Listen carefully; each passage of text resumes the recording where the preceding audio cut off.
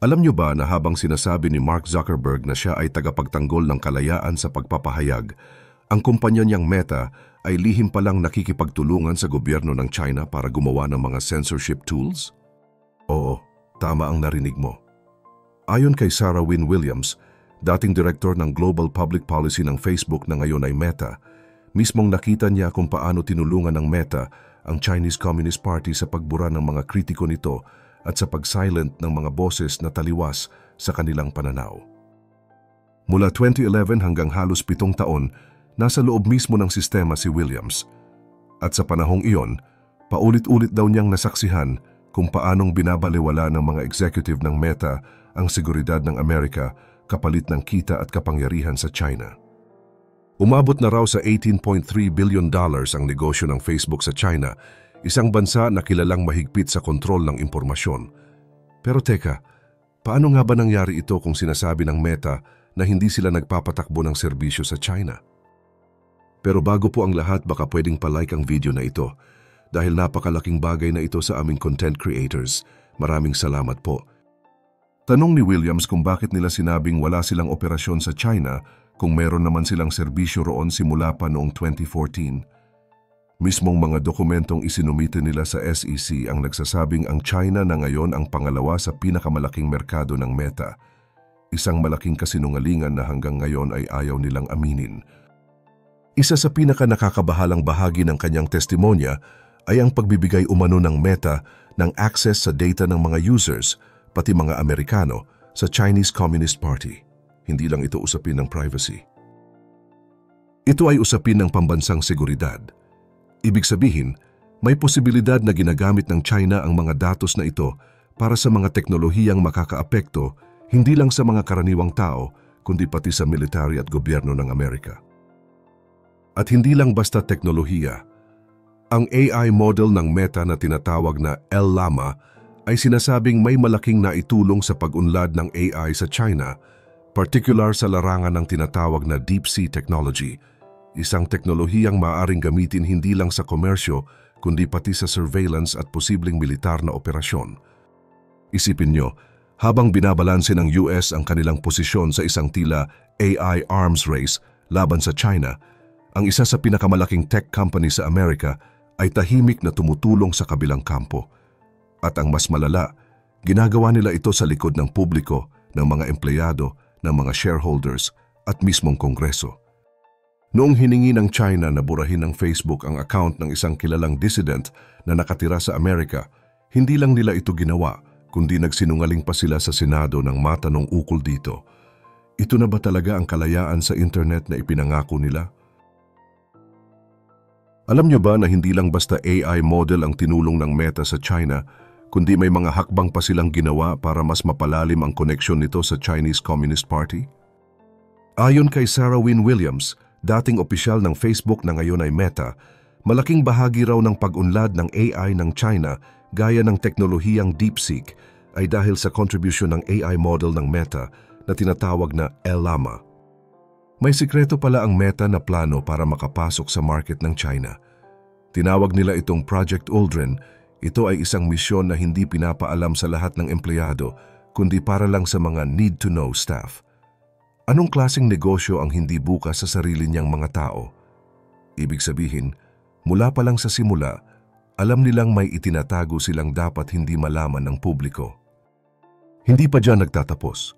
Nagpatayo pa mismo ang Meta ng pisikal na pipeline na nag-uugnay sa United States at China. Oo, isang aktwal na linya na pwedeng daanan ng data. Pero ang mas nakakatakot, binaliwala raw ng mga executive ng Meta ang mga babala na maaaring gamitin ito ng China para makakuha ng personal na datos at pribadong mensahe ng mga mamamayang Amerikano. Isipin mo, kung hindi pa raw nakialam ang Kongreso, malamang hawak na ng China ang data ng milyon-milyong users sa US ngayon. Nagsimula raw ang mga briefing ng Meta sa Chinese Communist Party noong 2015. At hindi lang ito simpleng pag-uusap dahil pinag-usapan daw nila ang mga critical emerging technologies gaya ng AI at malinaw rin ang kanilang layunin na tulungan ang China na maungusan ang mga kumpanyang Amerikano. May connection ito sa mga bagong balita na ginagamit ng China ang AI, particular ang modelong Llama ng Meta para sa militar. Anong klaseng kumpanyang Amerikano ang tutulong sa posibleng kaaway ng sariling bansa? Sa mga dokumento ng Meta mismo, nakasaad na isa sa mga paraan nila para makapasok sa China ay ang pangakong tutulungan nila ang bansa na mapalawak ang impluensya sa buong mundo at maisulong ang tinatawag na China Dream. Hindi ba ito malinaw na pagsuporta sa plano ng isang gobyerno na kilalang mahigpit sa control at surveillance? Kaya't gumawa ng hakbang si Sarah Wynne Williams. Nagsumit siya ng shareholder resolution para pilitin ang board ng Meta na imbestigahan ang aktibidad nito sa China. Nagsampa rin siya ng reklamo bilang whistleblower sa SEC at DOJ. Pero kapalit ng katotohanan, tinarget siya ng Meta mismo. Ayon sa kanya, binigyan siya ng legal gag order o isang kautusang hindi siya pinapayagang magsalita kahit pa sa mga miyembro ng Kongreso. Isipin mo, ito ay galing sa kumpanyang ang CEO ay paulit-ulit na nagsasabing tagapagtanggol siya ng malayang pagpapahayag? Ayon mismo kay Sarah Wynne Williams, hindi raw totoo ang paulit-ulit na sinasabi ng Meta na wala raw silang negosyo sa China. Isa itong malaking kasinungalingan. Bakit? Kasi meron. Ang kita ng Meta mula sa China ay nasa $18.3 billion. Malaking halaga ito at hindi ito pwedeng itanggi ng basta-basta. Isa sa mga halimbawa ay noong 2014, inilunsad nila ang Oculus sa China. At ayon kay Wynne Williams, ginamit pa nila ang estratehiyang magpanggap na wala silang alam para lang makalusot. Simula pa lang noon, patuloy nang lumago ang presensya ng Meta sa China. Taon-taon, naglalabas sila ng mga apps doon pero hindi nagpapaalam sa gobyerno ng Amerika, sa shareholders o kahit sa publiko. Isipin mo, ginagawa nila ito ng palihim. Lihim na operasyon para sa tubo? Hindi ito gawa ng isang kumpanyang bukas at tapat sa mga sinasabi nila sa publiko. Tanong pa nga ng chairman sa hearing kung totoo bang may partnership ang Meta sa Tencent, isa sa pinakamalalaking tech company ng China. Totoo rin bang nasa China ang kanilang Oculus VR business? At oo, kumpirmado rin na may mga empleyado na ang Meta sa loob mismo ng China. Kung wala talaga silang negosyo roon, bakit sila may tao at operasyon sa loob ng bansa? Ang tanong ng karamihan, bakit ba sobrang porsigido ang Meta na makapasok sa Chinese market? Simple lang ang sagot ni Wynne Williams Pera. Oo, kita. Kalakihan ng kita at siyempre kapangyarihan. Yun talaga ang habol, profit and power. Kaya naman, kahit salungat sa mga pinanghahawakan nilang American values, tinutuloy pa rin nila ang pakikipagsabwatan sa bansang kilala sa mahigpit na censorship at surveillance. Sa publiko, sinasabi ni Mark Zuckerberg na tagapagtanggol siya ng free speech. Kapag nasa media siya o sa White House, lagi niyang sinasabi na hindi sila mag-censor at ipaglalaban nila ang kalayaan ng mga gumagamit ng kanilang platform. Pero sa likod ng mga pader, ginagawa nila ang kabaligtaran, lalo na kung China ang kausap. Naalala mo ba yung part na sinabi ni Wynne Williams na tinanggal ng Facebook ang account ng isang Chinese dissident na nasa US dahil sa utos ng Chinese government?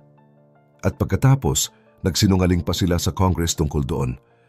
Anong klaseng respeto sa kalayaan ng ganito? Kalayaan ba talaga o kontrol? Sa totoo lang, nakakabahala na ganito kalaki ang pagkukunwari ng isang kumpanyang sobrang daming hawak na impormasyon ng mga tao. Pera ba talaga ang dapat maging dahilan para isantabi ang prinsipyo, kalayaan at seguridad ng mga gumagamit? Ang lahat ng ito ay bahagi ng mas malalim at mas malawak na issue. Hindi lang ito tungkol sa isang kumpanya. Isa itong paalala kung paano nagiging mapanganib ang sobrang kapangyarihan at kasakiman. At kung hindi ito titigil, sino ang susunod na malalagay sa alanganin? Yan ang nakakagulat na katotohanan sa likod ng $18 bilyong na koneksyon ng Meta sa China na isang kwento ng lihim, kasinungalingan at kapalit na seguridad para sa tubo. Sa mga nangyayaring ito, kanino nga ba talaga tapat ang mga tech giant na ito? Sa publiko nga ba o sa sarili nilang interes? Ano sa tingin nyo? Dapat bang managot si Zuckerberg at ang Meta sa mga hakbang nilang ito? I-comment nyo sa baba ang iyong opinyon at huwag kalimutang mag-subscribe para sa mas marami pang updates.